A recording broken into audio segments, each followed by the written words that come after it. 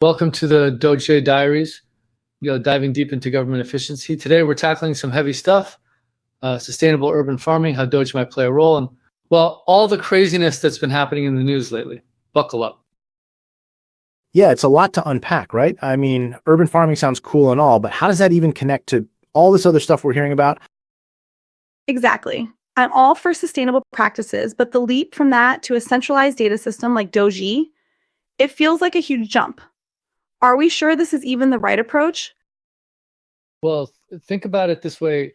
If we could efficiently track the entire food system from seed to table, using something like DOGE, we could incentivize sustainable practices in a whole new way. Imagine knowing exactly where your food comes from, its carbon footprint, everything. Consumers could then make informed choices, driving demand for locally sourced, sustainable options, and DOGE could streamline the process of certifying and auditing these farms. Okay, I see the potential there. But who's going to pay for all of this tracking and certification? Is this going to drive up the price of food even more? Because, groceries are already insane. And who's managing all this data? The article about the DOGE plan says they're amassing private data from millions of Americans, including medical records and tax info. I'm just not comfortable with that level of government overreach, even if it's for something that sounds as beneficial as sustainable farming. That's a valid concern, absolutely. But the article also mentions that this system is intended to eliminate government fraud. Imagine if we could use it to ensure that subsidies and incentives for sustainable farming actually get to the right people and are used for their intended purpose. The transparency could be revolutionary. But that's what they say, right? The article also points out that some of the people working on this DOGE thing are, well, let's just say they don't have the best track record when it comes to cybersecurity. A 19-year-old who got fired from an internship for leaking information? Really? That's who we're trusting with our data. Exactly. It screams of incompetence and a lack of oversight. The article even says that DOGE staffers are circumventing normal data sharing processes and removing protections around sensitive online info. It's a recipe for disaster. But what if this is a necessary step towards a more efficient, data-driven government? Elon has a vision, a grand vision, and maybe these are just growing pains. So think of the long-term potential, a society where resources are distributed fairly, where bureaucracy is a thing of the past. It's a utopian dream, I know, but it's worth striving for. A utopian dream that's built on the backs of ordinary people and their private information? No thanks. I'd rather deal with a little bureaucracy if it means my data isn't being handled by some kid who doesn't know what he's doing. Plus, think about the El Salvador bus situation. They're throwing people in jail for communication issues. Is that the kind of efficiency we're aiming for? Exactly. And it's not just about potential data breaches. Centralizing all this information creates a single point of failure, a massive target for hackers and malicious actors. Our current system, while imperfect, has built-in checks and balances that prevent this kind of vulnerability.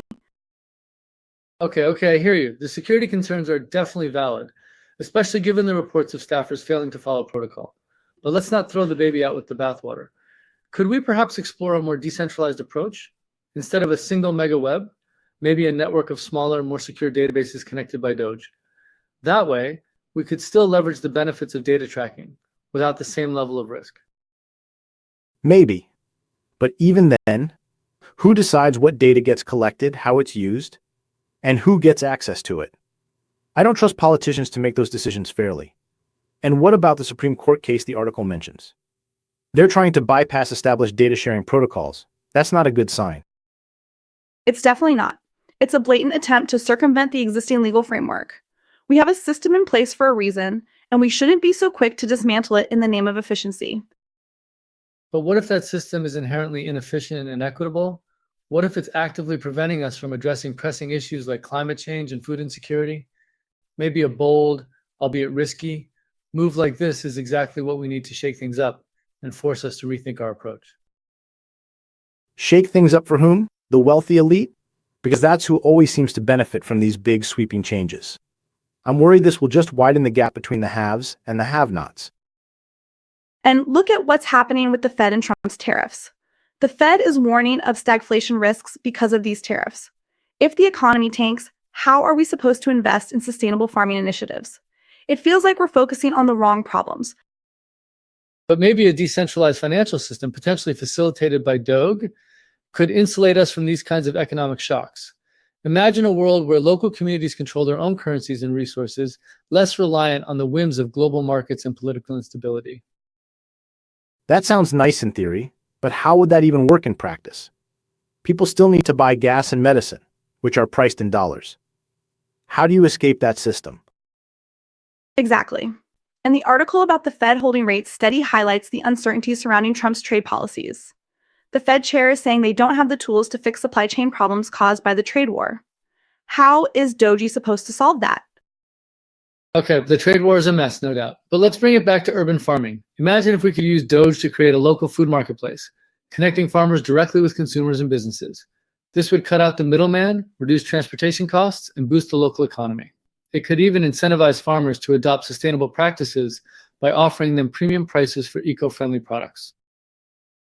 Again, that sounds good. But how do we ensure that those premium prices are actually affordable for everyone? We don't want to create a system where only the wealthy can afford to eat healthy, locally sourced food. And how do we prevent fraud and abuse in the system? If farmers are getting subsidies or premium prices, how do we ensure they're actually following sustainable practices? We need proper oversight and enforcement, which requires resources and expertise. That's where the transparency of DOGE comes in. Every transaction, every certification, every audit could be recorded on the blockchain, making it virtually impossible to cheat the system. And the data could be used to track the impact of these initiatives, allowing us to refine our approach and make sure we're actually achieving our goals. But is DOGE really the right technology for this? It's known for being, well, let's just say it's volatile. Is it really stable and secure enough to handle something as important as our food supply? And the environmental impact of blockchain technology is significant. All that computing power requires a lot of energy. Are we really solving one problem by creating another? Those are fair points.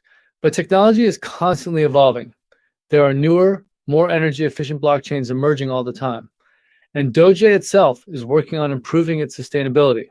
Plus, the benefits of transparency and security might outweigh the environmental costs in the long run. I'm still not convinced. It feels like we're putting a lot of faith in unproven technology and a government that's increasingly unpredictable. Remember Trump threatening to annex Canada? What's that even about? It's absurd. And the article says he's misrepresenting economic data about the trade deficit with Canada. How can we trust anything he says? That's just political posturing, I think. But regardless of who's in power, the underlying need for sustainable solutions and efficient governance remains. We can't let political noise distract us from the long-term goals. Easier said than done when those political decisions are directly impacting our wallets and our communities. Like if Trump follows through with these tariffs, the price of groceries is going to skyrocket. How is DOGE going to solve that? It's not. And the article about Trump planning to rename the Persian Gulf. It just shows how focused he is on these symbolic gestures while ignoring the real problems facing the country. Okay, the renaming thing is a bit silly, I agree. But maybe it's a sign of a larger shift in global power dynamics.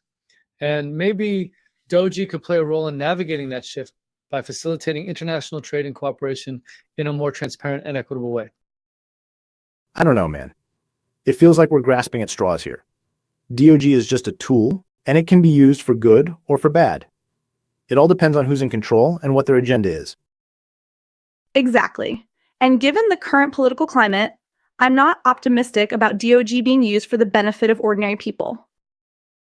But what if we take control? What if we use DOGE to build our own parallel systems, our own local economies, our own sustainable communities? We don't have to wait for the government to act. We can create the future we want right now. That sounds like a lot of work. And it requires a level of technical expertise that most people don't have. But it's worth it. Imagine a world where we're not dependent on corporations and governments for our basic needs. A world where we control our own food, our own energy, our own finances. It's a utopian vision, I know, but it's possible if we're willing to work for it. I guess. But I'm still worried about the potential for this DOGE plan to lead to faster deportations and families being torn apart. That's a real concern for a lot of people. And the fact that Trump is planning to create a commission on college sports. It just seems like a distraction from more pressing issues. I'm not sure why the president is so concerned with what college athletes are paid. Well, maybe he sees it as a way to address some of the underlying inequalities in our society. College sports generate billions of dollars, and the athletes who are generating that revenue deserve to be compensated fairly. Maybe. Or maybe it's just another way for him to score political points. I don't know. I'm just feeling overwhelmed by all the news and the uncertainty. Me too. It's hard to stay optimistic when it feels like everything is falling apart. But we can't give up hope. We have to keep fighting for a better future, even if it seems impossible. And maybe, just maybe, DOGE can play a small role in that fight. It all boils down to how we choose to use it. I guess we'll just have to wait and see. But I'm keeping my fingers crossed that things don't get any worse. Same here. Let's hope for the best, but prepare for the worst. All right, that's all the time we have for today. Thanks for joining us on the DOGE Diaries. Until next time, stay informed, stay engaged, and stay hopeful.